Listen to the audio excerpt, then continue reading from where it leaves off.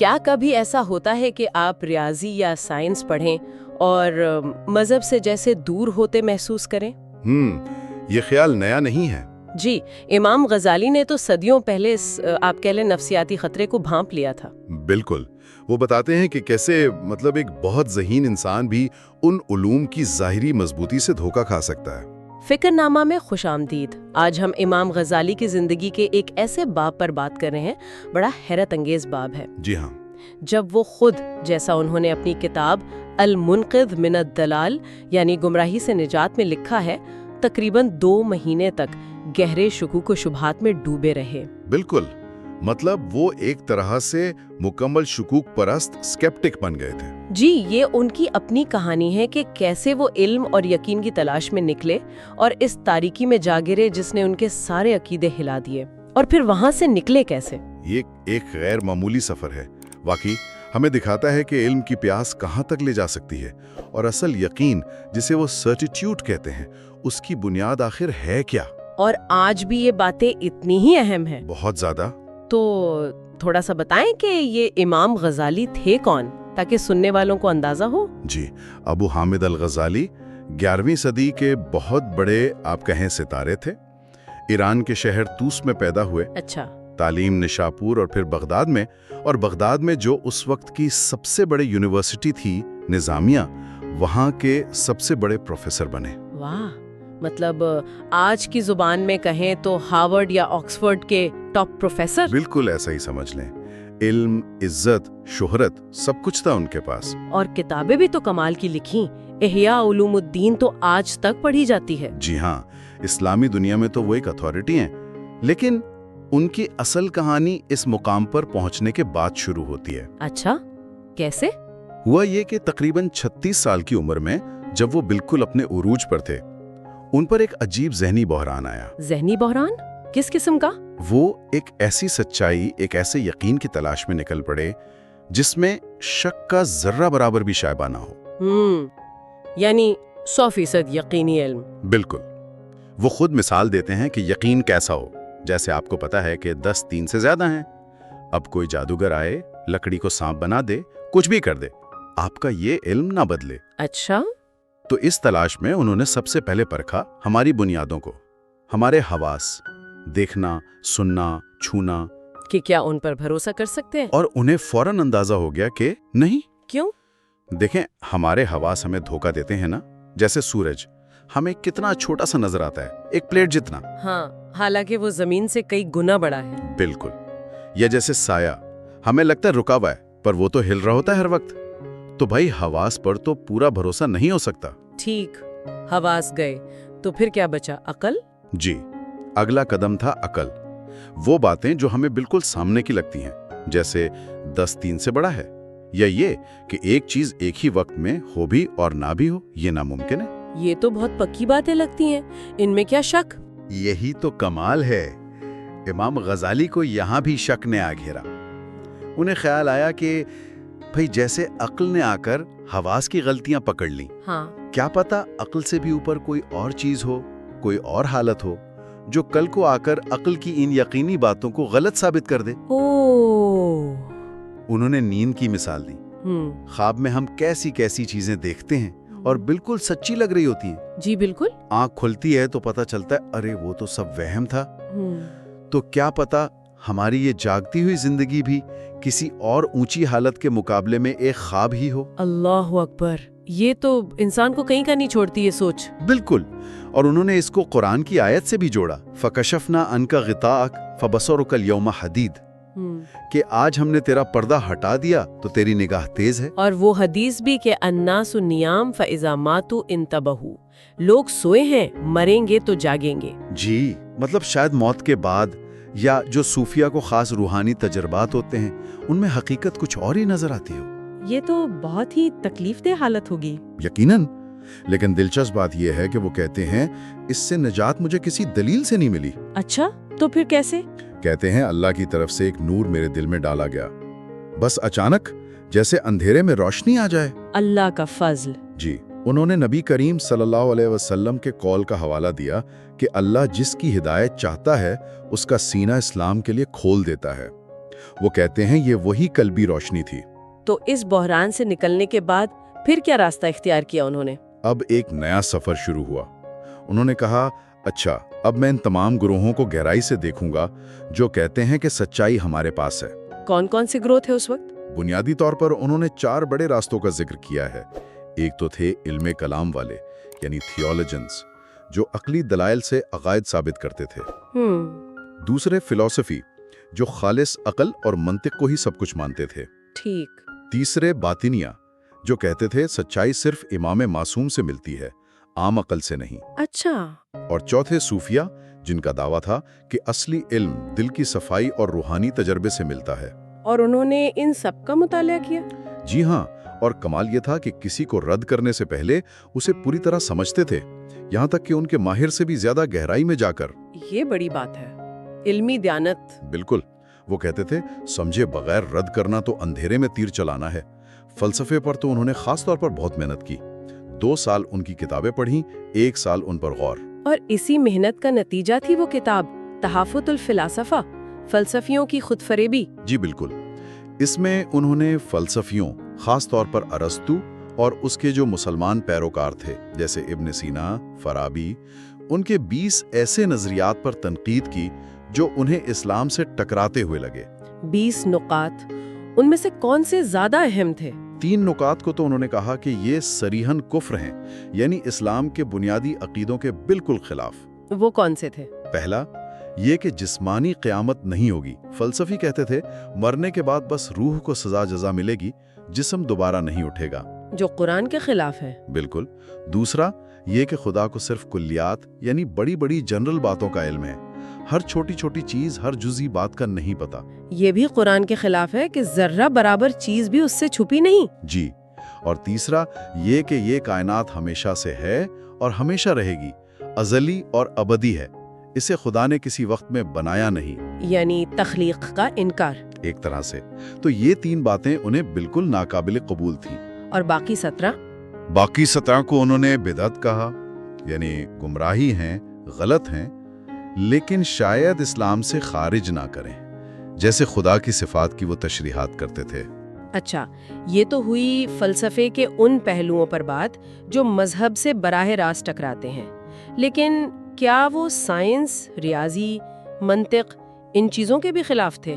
نہیں، بالکل نہیں۔ یہی تو امام غزالی کی عظمت ہے، وہ علم کے دشمن نہیں تھے۔ انہوں نے فلسفے کی جو شاخیں تھیں ان کا الگ الگ جائزہ لیا۔ مثلاً ریاضی اور منطق؟ ان دونوں کو انہوں نے کہا کہ یہ بذات خود بالکل ٹھیک علوم ہیں، ان کے دلائل پکے ہوتے ہیں، ان میں کوئی مسئلہ نہیں۔ تو پھر خطرہ کہاں تھا؟ خطرہ تھا ان کے غلط استعمال میں یا غلط فہمی میں۔ پہلا خطرہ یہ کہ کوئی طالب علم دیکھے کہ ریاضی کتنی یقینی ہے تو وہ سمجھے کہ فلسفے کی باقی باتیں جیسے خدا اور روح کی باتیں وہ بھی اتنی ہی یقینی ہوں گی، حالانکہ ایسا نہیں ہے۔ دوسرا خطرہ کہ لوگ دیکھیں کہ بھئی بڑے بڑے ریاضی دان یا منطقی لوگ مذہب کی پرواہ نہیں کرتے تو وہ سوچیں کہ شاید مذہب ہی کوئی بیکار چیز ہے، یعنی ماہر کی ذاتی زندگی یا عقیدے کو علم پر محمول کر لینا۔ بالکل۔ اور ایک تیسرا خطرہ بھی بتایا جو نادان دوستوں سے تھا۔ وہ کیا؟ کہ کچھ کم علم مسلمان مذہب کا دفاع کرنے کے جوش میں سائنس کی ثابت شدہ باتیں جیسے چاند گرہن کیوں ہوتا ہے ان کا بھی انکار کر بیٹھتے ہیں۔ اس سے تو الٹا مذہب کا نقصان ہوتا ہے۔ جی، باہر والوں کو لگتا ہے کہ اسلام تو جہالت سکھاتا ہے۔ اچھا، اور طبیعت یعنی فزکس، نیچرل سائنسز؟ اس کے بارے میں کہا کہ اس کا زیادہ تر حصہ ٹھیک ہے جیسے طب وغیرہ، بس یہ یاد رکھنا ہے کہ یہ فطرت خدا کے تابع ہے، خود سے کچھ نہیں کرتی۔ اصل گڑبڑ ان کے نزدیک مابعد الطبیعت یعنی میٹا فزکس میں تھی، جہاں وہ بغیر ثبوت کے قیاس آرائیاں کرتے تھے۔ بالکل، اور سیاست اور اخلاقیات۔ ان کے بارے میں کہا کہ یہ تو زیادہ تر پہلے نبیوں کی تعلیمات یا صوفیہ کے تجربات سے ہی لی گئی ہیں۔ یہاں خطرہ یہ تھا کہ کچھ لوگ فلسفیوں کی کتابوں میں اچھی اخلاقی باتیں دیکھ کر بھی انہیں رد کر دیتے تھے، صرف اس لیے کہ یہ فلسفیوں کی ہیں، تعصب کی وجہ سے۔ جی، اور دوسرے لوگ ان اچھی باتوں کے ساتھ جو غلط باتیں ملی ہوتی تھیں انہیں بھی قبول کر لیتے تھے۔ یہاں انہوں نے حضرت علی رضی اللہ عنہ کا قول نقل کیا نا؟ جی ہاں، بہت خوبصورت قول۔ حق کو آدمیوں سے نہ پہچانو، پہلے حق کو پہچان لو، پھر تم حق والوں کو خود پہچان لو گے۔ سبحان اللہ، مطلب بات اہم ہے یہ نہیں کہ کون کہہ رہا ہے۔ اور مثالیں بھی دیں کہ جیسے صراف جعلی سکوں میں سے اصلی نکال لیتا ہے، یا شہد اگر گندی جگہ پر بھی ہو تو ناپاک نہیں ہوتا، سچائی جہاں ملے لے لو۔ کیا بات ہے! تو اتنی ساری چھان بین کے بعد کلام، فلسفہ، باطنیہ، آخر میں امام غزالی کس نتیجے پر پہنچے؟ وہ کھویا ہوا یقین کہاں ملا؟ آخر کار وہ اس نتیجے پر پہنچے کہ اصلی، گہرا، غیر متزلزل یقین اس کا راستہ تصوف ہے۔ تصوف؟ کیا مطلب؟ صرف کچھ نظریات یا کتابیں؟ نہیں، ان کے نزدیک تصوف صرف پڑھنے لکھنے کی چیز نہیں تھی، یہ ایک عملی راستہ تھا۔ عملی راستہ؟ جی، یہ تجربے کا، ذوق کا، حال کا، اور سب سے بڑھ کر اندر کی مکمل تبدیلی کا نام تھا، تزکیہ نفس۔ یعنی دل کو پاک صاف کرنا؟ بالکل، دل کو دنیا کی محبت سے، خواہشوں سے پاک کرنا، تاکہ وہاں صرف اللہ کی یاد بسے۔ اور یہ راستہ کتابوں سے نہیں ملتا؟ انہوں نے یہی محسوس کیا کہ یہ صرف جاننے سے نہیں، بننے سے ملتا ہے۔ اس کے لیے عمل کرنا پڑے گا، مجاہدہ کرنا پڑے گا، دنیا کی شان و شوکت، عزت، منصب، یہ سب چھوڑنا پڑے گا۔ اوہ، یہ تو بہت مشکل فیصلہ تھا۔ یہی ان کی زندگی کا سب سے بڑا امتحان تھا۔ 6 مہینے وہ لکھتے ہیں، میں شدید کشمکش میں رہا۔ ایک طرف بغداد کی وہ شاندار نوکری، شاگردوں کا ہجوم، عزت، اور دوسری طرف آخرت کی فکر، سچی طلب کی آواز، اندر سے جیسے کوئی کہتا تھا، اٹھو، وقت کم ہے، سفر لمبا ہے، یہ جو علم و عمل ہے سب دکھاوا ہے، آج فکر نہیں کرو گے تو کب کرو گے؟ اللہ! یہ کشمکش اتنی بڑی کہ ان کی صحت جواب دے گئی، زبان بند ہو گئی، پڑھا نہیں سکتے تھے، کھانا پینا چھوٹ گیا۔ پھر کیا ہوا؟ مکمل بے بسی۔ کہتے ہیں، میں نے اللہ سے دعا کی اور اللہ نے میرے لیے سب کچھ چھوڑنا آسان کر دیا، عزت، مال، گھر بار، سب۔ تو انہوں نے بغداد چھوڑ دیا؟ جی، حج کا کہہ کر 1096 میں خاموشی سے نکل گئے، اور پھر تقریباً 10 سال شام میں، فلسطین میں، حجاز میں، تنہائی، عبادت، غور و فکر، مجاہدہ۔ 10 سال؟ ان 10 سالوں میں کیا پایا؟ وہ کہتے ہیں، اس عرصے میں مجھ پر وہ راز کھلے جنہیں لفظوں میں بتانا ممکن نہیں۔ بس خلاصہ یہ ہے کہ صوفیہ ہی اللہ کے راستے کے سچے مسافر ہیں۔ ان کا طریقہ ہی بہترین ہے؟ جی، ان کا طریقہ سب سے پاکیزہ، ان کا راستہ سب سے سیدھا۔ اس راستے کا پہلا قدم نفس کو پاک کرنا، اور آخری منزل، جو اصل میں ایک نئے سفر کا آغاز ہے، وہ اللہ میں فنا ہو جانا ہے۔ فنا فی اللہ، یعنی اپنی ذات کو مٹا دینا؟ جی، اپنی مرضی کو اللہ کی مرضی میں گم کر دینا۔ یہ تو عقل سے بہت آگے کی بات ہے۔ بالکل، وہ کہتے ہیں، یہ وہ مقام ہے جہاں عقل کی پرواز ختم ہو جاتی ہے۔ لوگ اسے الگ الگ نام دیتے ہیں، کوئی حلول کہتا ہے، کوئی اتحاد، کوئی وصل، لیکن غزالی کہتے ہیں یہ الفاظ ٹھیک نہیں، اصل تجربہ بیان سے باہر ہے۔ تو امام غزالی کا پھر حتمی پیغام کیا ہوا، خاص طور پر علم، عقل، سائنس اور ایمان کے تعلق کے بارے میں؟ دیکھیں، ان کا مرکزی پیغام یہ ہے کہ عقل بہت قیمتی ہے، بہت ضروری ہے، لیکن یہ آخری حقیقت تک پہنچنے کا واحد یا سب سے اونچا ذریعہ نہیں ہے۔ اس سے بھی آگے کچھ ہے؟ جی، ایک اور حص ہے، ایک باطنی آنکھ ہے، بصیرت، جو یا تو اللہ کے خاص فضل سے، الہام سے کھلتی ہے، یا پھر روحانی محنت، دل کی صفائی، یعنی تصوف کے راستے سے۔ جیسے عقل وہ دیکھ لیتی ہے جو آنکھ نہیں دیکھ سکتی۔ بالکل، اسی طرح یہ بصیرت وہ جان لیتی ہے جو خالی عقل نہیں جان سکتی۔ نبوت اسی بصیرت کی اعلیٰ ترین شکل ہے، اس لیے نبوت پر ایمان لانا ضروری ہے۔ تو اگر ہم شروع والے سوال پر واپس آئیں، کیا سائنس اور فلسفہ ایمان چھین لیتے ہیں؟ امام غزالی کے مطابق جواب ہے نہیں، بذات خود یہ علوم مفید ہیں۔ تو خطرہ کب پیدا ہوتا ہے؟ خطرہ تب ہے جب یا تو ہم انہیں ہی سب کچھ سمجھ لیں، علم کا واحد ذریعہ مان لیں۔ اچھا۔